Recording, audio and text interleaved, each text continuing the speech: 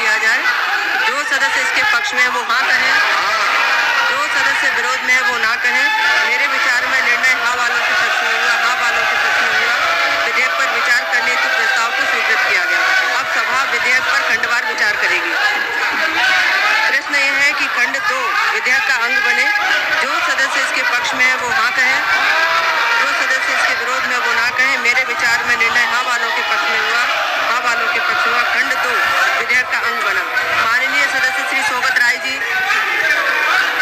प्रश्न यह है कि खंड 3 विधेयक का अंग बने। जो सदस्य इसके पक्ष में वो हाँ कहें, जो सदस्य इसके विरोध में वो ना कहें। मेरे विचार में निर्णय हाँ वालों के पक्ष में हुआ, हाँ वालों के पक्ष में हुआ। खंड 3 विधेयक का अंग बना।